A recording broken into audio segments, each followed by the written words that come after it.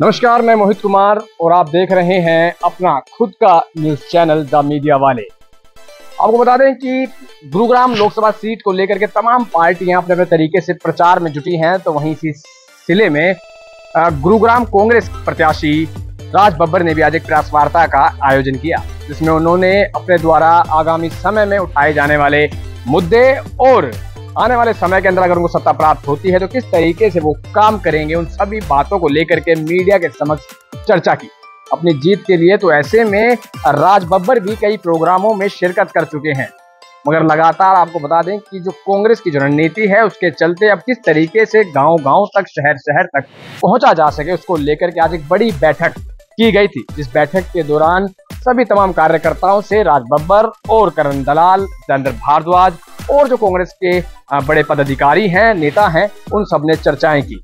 इस चर्चा के अंदर सीधे तौर पर संगठन को और मजबूत करना और पिछले चुनाव के अंदर जो गलतियां पर कार्यकर्ताओं से हुई उन गलतियों को सुधारना भी है। साथ ही साथ इस बार एक प्रचंड जीत की तरफ कांग्रेस पार्टी को, इस प्रत्याशी को लेकर के जाना है, जिसको लेकर के तमाम रणनीतियां जो हैं आज तैयार की गई। और ऐसे में राज बब्बर ने यह भी बताया कि जो लोग कहते हैं कि जनता मनोरंजन नहीं चाहती बल्कि विकास चाहती है, तो राज बब्बर भी विकास करने के लिए ही आया है और राज बब्बर विकास करेगा भी। मैं जहां जाता हूं वहां बस जाता हूं और लोगों के दिलों में बसने आया हूं। आज हम सभी जो हमारे मुख्य कार्यकर्ता से ज्यादा जो कहना चाहिए, जो हमारे लीडर थे 9 क्षेत्र के, हम अलग अलग मिल रहे थे, लेकिन आज हम सब लोग आदरणीय करण दलाल जी, जो इस क्षेत्र के प्रभारी हैं गुड़गांव के और लोकसभा के, उनके साथ में आज ये हम लोगों ने मीटिंग ली और जो भी आने वाले चुनाव में जो एक रोड मैप है, जो उनके साथ में बातचीत करके और उनको कुछ जिम्मेदारियों के साथ में कि वो फैसले अपने दें, बताएंगे। और हमारी जो है आज से अभी दोपहर से हर विधानसभा वाइज हम कार्यक्रम शुरू करते हैं।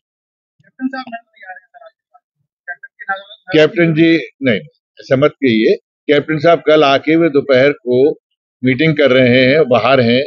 चिरंजीव यहाँ पर थे, अभी गए हैं, सुबह से यहीं पर थे, सारी मीटिंगों में थे।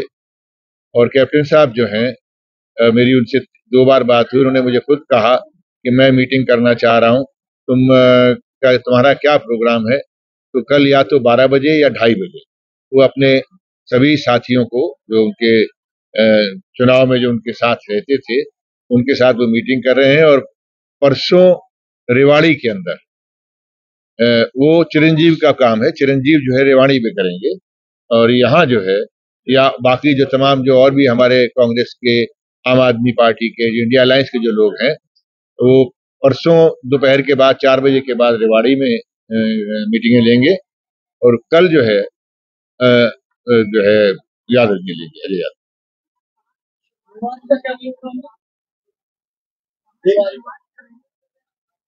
कल बस शुरुआत तो हो चुकी है। आज जो है गुड़गांव के पुराने गुड़गांव के क्षेत्र में और खासकर गुड़गांव का जो क्षेत्र है, जो ओल्ड गुड़गांव है, उसके अंदर जो है आज कठेरिया साहब और तब सभी हमारे जो बाकी साथी हैं वो कर रहे हैं, और जिसमें पवन डाबर भी हैं। तो अभी 3 बजे से मीटिंग है, थोड़ा सा हम लेट हो गए।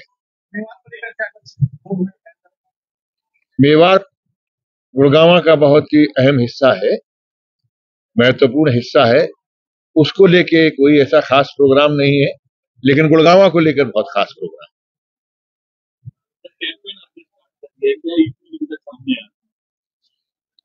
देखिए, यहाँ के मुझे ये कहने में कोई संकोच नहीं है, मैं कोई राष्ट्रीय चुनाव नहीं लड़ रहा हूँ। मेरा चुनाव जो है एक सांसद का है, और सांसद की एक सीमा होती है, एक परिधि होती है, और मैं उसी परिधि के अंदर रहते हुए अपने पार्टी के और अपने इंडिया अलायंस के जो हमारे एक रोड मैप है, जो एक सोच का, जो एक प्रोसेस का, उसी के तहत मैं अपना ये संसदीय चुनाव लड़ रहा हूं। और मेरा मानना यह है कि जो एक विधायक और के बाद में जो एक व्यक्ति जो केंद्र के साथ में जिसका समन्वय होता है, जो केंद्र के साथ में यहाँ पर काम करता है और वो प्रदेश के साथ में जिसका समन्वय होता है, उसमें कहीं ना कहीं कोई कमी रही है, जिसकी वजह से जो पिछले 10 साल से इस प्रदेश गुड़गांव के अंदर विकास की जो एक प्रवाह होना चाहिए था, वो प्रवाह तो दूर रहा, वो कहीं नजर ही नहीं आ रहा है।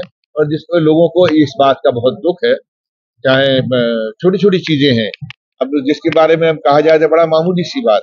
मैं कहता हूं कि एक सांसद की सबसे बड़ी ड्यूटी ये होती है कि जो सिविक सेंस है, जो सिविक जो नीड्स हैं, वो यहाँ पूरी हो रही है कि नहीं हो रही है, चाहे वो म्यूनिसिपैलिटी के थ्रू हो, चाहे वो यानी निगम के थ्रू हो, चाहे वो हुडा के थ्रू हो, चाहे वो जीडीएमए के थ्रू हो, जीएमडीए के थ्रू हो, ये तमाम जो है ये योजनाएं हैं या जो काम है, वो लोगों तक उसकी सुविधा पहुंचनी चाहिए।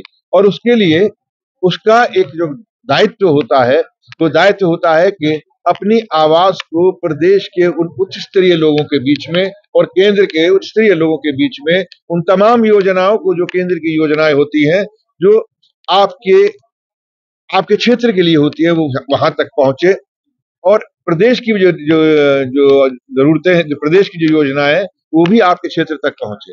मामूली सी चीज, चाहे वो नगर निगम की, क्योंकि नगर निगम का भी जो सांसद जो होता है, वो उसका एक सदस्य होता है, वो उसका मनोनीत मतलब सदस्य है। वो अगर सांसद है, विधायक है आप, तो आप सदस्य है, तो आपका ये फर्ज बनता है कि उन तमाम चीजों को देखें। मैं बहुत बड़ी बातें नहीं करता, लेकिन मैंने ऐसे ही कहा, मैंने कि यार ये तो बहुत, जहाँ पे कूड़ा इतना गंदा रहता है, तो मुझे सुन के अवाक रह गया। मैंने कभी इस बात को मानी, तो मैं तो अभी भी लोगों से पूछ रहा हूँ कि पता नहीं ये सच भी है, कि अगर ये सच है तो बहुत ही दुर्भाग्यपूर्ण कि यहाँ पर हजारों करोड़ का बजट होने के बावजूद जो है, यहाँ पर सफाई को लेकर, यानी गंदगी को लेकर, कूड़े को लेकर, यहाँ पर एक ऐसा है कि आप अपने कूड़े को हटाने के लिए आप स्वयं पैसा देकर अपनी कॉलोनियों से या अपने जो कहना चाहिए कि जो आपकी जो अट्टालिकाएं हैं, जो आपकी जो बने हुए RW जो है, वहां से आप इंतजाम करते हो, तब जाके कूड़ा कहीं बाहर जाता है। विच इज मेरे ख्याल से ये मैंने पहली बार सुना। बम्बई इतना बड़ा शहर है, जहां पर हमेशा कोई ना कोई दिक्कत आती है। बम्बई में भी बारिश होती है, आपको लगता होगा कि यहाँ पर मतलब बारिश कितने फीट आ गई, लेकिन वो बारिश 1 घंटे के अंदर तो बारिश नीचे चली जाती है, कहाँ गई पता नहीं लगता। और यहाँ पर आज भी वही हालात है पुराने। तो ये सिविक जो नेसेसिटी है, जो आपकी नगर की, जो आपकी क्षेत्रीय जो आपकी जरूरतें हैं, उसके लिए कहीं उदासीनता है उन बड़े लोगों में, जो यहाँ से जाकर दिल्ली चले जाते हैं, या जहाँ से उनकी जो जिम्मेदारी है वो यहाँ के लोगों के लिए पूरी नहीं करते। मुझे ये लगता है, मैं सांसद, चाहे मुझे आप सभासद कह ले, लेकिन मैं यहाँ पर मैं उस तह पे काम करना चाहता हूँ, चाहे वो सड़क हो, चाहे वो बिजली हो, चाहे वो सीवर हो, क्योंकि मुझे लगता है कि जरूरत लोगों की, जो आपको चुनकर भेजते हैं, अगर उनकी जरूरतों को हम पूरा नहीं कर सकते, और हम ये कहें कि वहां देखिए द्वारका हाईवे बन गया, वहां देखिए वो नेशनल हाईवे बन गया, वहां पर 6 लाइन का बन गया, वहां पर 8 लाइन का बन गया, बहुत अच्छी बात है। वो बनना जो है वो केंद्र की योजनाओं से बन रहा है, वो टैक्स पेयर्स की योजनाओं पैसे से बन रहा है। लेकिन आपके क्षेत्र से जिस तरह से पैसा 65% रेवेन्यू, 70% रेवेन्यू प्रदेश की सरकार को जाता है, उसका कितना हिस्सा यहाँ के आम आदमी को मिलता है, यहाँ के रिहाइश करने वाले को मिलता है, यहाँ के बाशिंदे को मिलता है, ये जरूरी है। ना आपके पास में मेट्रो की सुविधा है, यहाँ पे जहाँ खत्म थी वहीं हो गई, ना आपके पास में रैपिड जो जिसकी सुविधाएं रेल की, यानी आप कह रहे थे कि 10 साल पहले कि हम जो है मानेसर तक जाएंगे, यहाँ पर रेल तक के अभी तक स्टेशन नहीं है मानेसर के लोगों के पास में, वहाँ वो अपना मेवात के लोगों के पास में। इधर आपने द्वारका तक कहा था कि हम ले जाएंगे, वहां यही जितनी पिछली सरकार में, यानी मैं कहूंगा कि हुड्डा साहब की सरकार में जो चीजें विकास की आई, उसके बाद में एकदम ऐसा लगता है सब कुछ रुक गया। बड़ी अच्छी बात है, उनका मानना यह है कि भाई वो बड़े काम के लिए पैदा हुए हैं, बड़े काम करते हैं, तो मुझे चाहिए कि उनकी पार्टी को उनको राज्यसभा में ले जाए, उनकी पार्टी उनको राज्यसभा में ले जाके उनसे बड़े काम करवा ले, क्योंकि यहाँ तो किसी छोटे काम करने वाले की, मुझ जैसे छोटे आदमी की जरूरत है, जिसने आगरा में जाकर मैं आज भी कहता हूं बड़े गर्व के साथ में, बड़ी विनम्रता के साथ में कहूंगा, 3 बार सांसद आगरा में मुझे बनाया गया। इस और वो वहां पर मेरा कोई बिरादरी नहीं थी, कोई जात नहीं थी, धर्म नहीं। वहां पर लोगों ने मुझे इसलिए दिया, पहली बार हो सकता है राज बब्बर के नाम के दे दिया होगा, एक्टर रहा होगा, लेकिन 2 बार कोई आदमी ऐसे नहीं देता था। मैंने वहां काम किया, मैंने वहां रेल के वो डीआरएम के ऑफिसेस जो 30-30 साल से मांग हो रही थी, मेरी सरकार नहीं थी केंद्र में, मैंने जाके हथौड़ा चलाया, मैंने जाके विनम्रता से कहा, मैंने कि मेरी सुनो, कि मेरी राज बब्बर का व्यक्तिगत कोई मेरी नहीं, मैं आपसे मंत्री पद मांगने नहीं आया हूं, मेरे लोगों को यहाँ पर ये सुविधा चाहिए, तो मिली। मैं 12,000 करोड़ रुपया वहां के यूएनआरएम स्कीम जो आई थी उसके अंदर मैं लेके आया, और वो अभी तक चल रहा है वही, क्योंकि 25 साल के अंदर खर्च होना था। बब्बर साहब ऐसी राजनीति कह रहे हैं कि आप जो कह रहे हैं कि राजनीति मैं उनका आदर करता हूं, कम से कम उन्होंने मुझसे ये तो कहा कि मैं मनोरंजन कर सकता हूं, इसका मतलब मैं टैलेंटेड आदमी, मैं काबिल आदमी, क्योंकि मनोरंजन करना कोई आसान बात नहीं होती। मनोरंजन करने के लिए आपको बड़ी पसीने बहाने पड़ते हैं, बड़ी मेहनत करनी पड़ती है। मैं वो जिस तरह से सब लोग कहा करते हैं, 2014 से सुन रहे हैं आप कि भाई मैं वहां आया तो वहां रिश्ता बना लिया, यहां गया तो यहां रिश्ता बना लिया। भाई वाकई मैंने मेहनत की है। मेरे पिता ने अपनी जिंदगी जो है खलासी से शुरू की है, और जब मैं था, मेरे 7 भाई बहन, हम रेलवे के क्वार्टर में रहते थे, 322C कंपनी बाग, आज भी वो है, और वो क्वार्टर आज भी लोगों के प्यार से जाना जाता है। रिटायर वहीं हुए, उसी क्वार्टर में मेरे पिताजी रिटायर हुए। तो मैंने मेहनत करके वहां तक जगह बनाई, और मेरे अंदर इतनी इंसानियत है, मेरे माँ बाप ने सिखाई, वो इंसानियत सिखाई कि मजदूर ने वहां जाके जब नाम दिया जिस जनता ने, उस जनता के बीच में काम करने का काम किया। और आज मैं 25 साल सांसद रहा हूं, कोई उंगली नहीं उठी कि मैंने कोई ऐसा काला काम किया हो जिसकी, या मैंने लोगों के बीच में रह के काम ना किया हो। में तो आपके पास बहुत चुनाव में हरियाणा में तो संगठन नहीं है, संगठन नहीं है, कैसे चुनाव जीतेंगे, कैसे वोट पर वोट या फिर बूथ के ऊपर वोट की जोड़ कर पाएंगे? मेरे ख्याल से मैं इस बात, पहली बात तो संगठन नहीं है यहाँ, या संगठन है था या है वहां, इस पर कोई टिप्पणी इसलिए नहीं करूंगा कि इससे किसी भी आप पार्टी के बारे में ये कह रहे हैं अगर संगठन नहीं है तो इतनी बड़ी सरकार बन गई हुड्डा साहब की, संगठन नहीं है। आज की तारीख में अगर कोई कहला रहा है तो प्रदेश के अंदर नेता कहला रहा है। 36 बिरादरियों का जिसकी तरफ लोग देख रहे हैं, 3 महीने के बाद उसका आपका परिणाम मिलने वाला है कि सरकार यहाँ पर हुड्डा साहब की होगी। तो संगठन ना होने की तो बात ही नहीं, संगठन होकर वो पन्ना प्रमुख और धन्ना प्रमुख बनाने की बात नहीं है।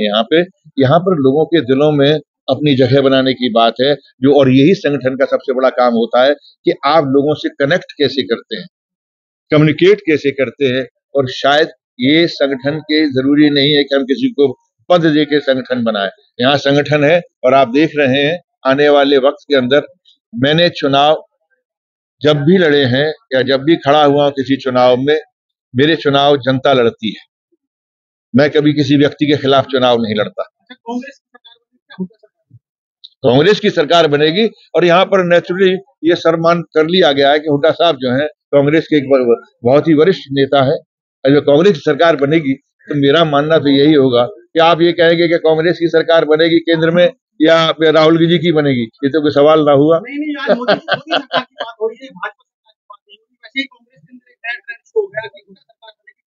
नहीं, मैं तो कह रहा हूँ कांग्रेस की सरकार बनेगी। और जब कांग्रेस की बात करते हैं तो वरिष्ठ नेता हमारे सामने आते हैं कि कौन कौन वरिष्ठ नेता है। तो मुझे लगता है कि वरिष्ठतम नेता,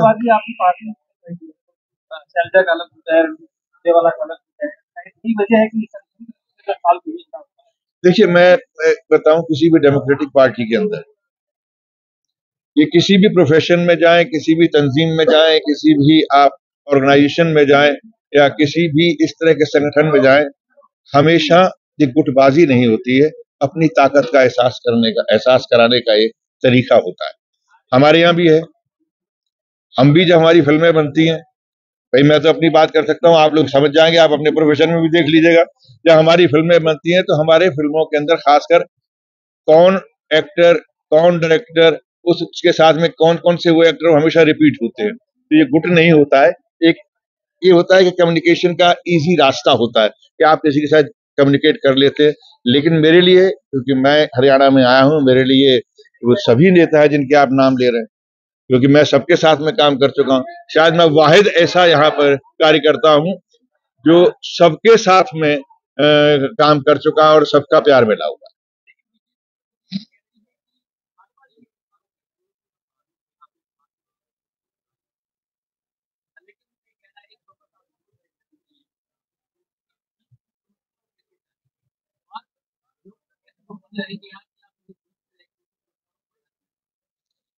देखिए, ये अभी आपने बहुत अच्छा कहा कि मेरा कोई एड्रेस नहीं, बिल्कुल सही है।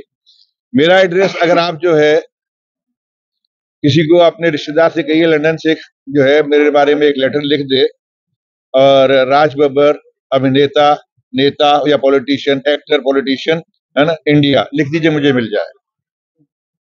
बहुत अच्छी बात आपने कही। आप, मैं यकीन से कह रहा हूँ, आप करवा लीजिएगा, नहीं होगा तो मैं आपको लेटर था फिल्म बना रहे हो? हमें बना रहा हूँ, तो हमारा ध्यान रखना, मैं बाकायदा रखूंगा। मेरा एड्रेस बाकायदा है दोस्त। मैं 26 साल से सांसद हूं। मेरे पिताजी ने 40 साल नौकरी की आगरा में, मेरे दादा ने वहां पर 55 साल नौकरी की, 26 साल में सांसद रहा। मेरा कोई एड्रेस नहीं है, मैं किराए के मकान में रहता था। मेरे दादा रेलवे के मकान में रहते थे, मेरे पिता रेलवे के मकान में रहते थे।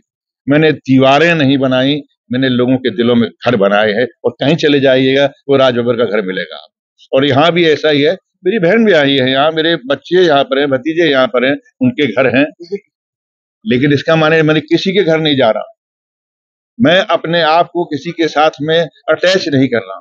और जिनके घर हैं या जिनकी बहुत बड़ी बड़ी इमारतें हैं, जिनके महल हैं, वो अपने घर में किसी से मिलना नहीं चाहते। मैं सड़कों पर हूं, मैं सबसे मिलना चाहता हूं।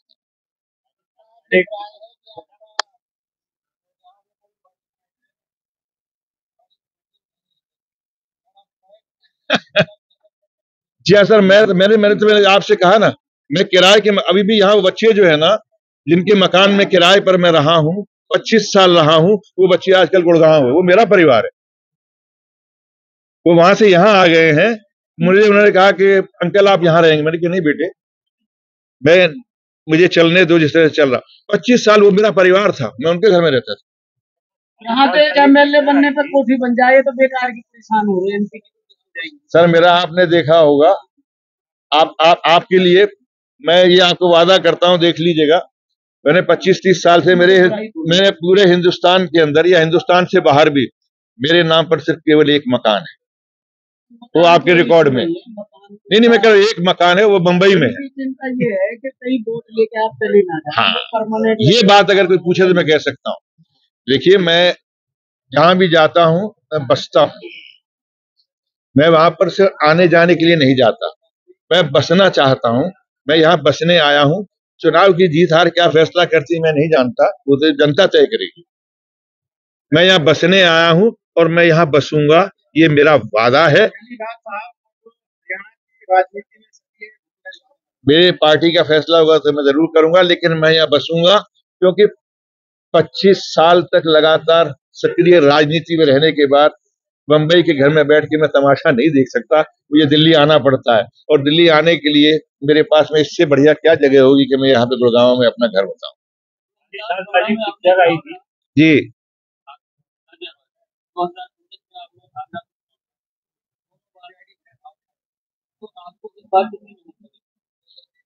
देखिए, हार और जीत 2014 और 2019 के बारे में, ये उसी का परिणाम है कि शायद मैं यहाँ जीतूं।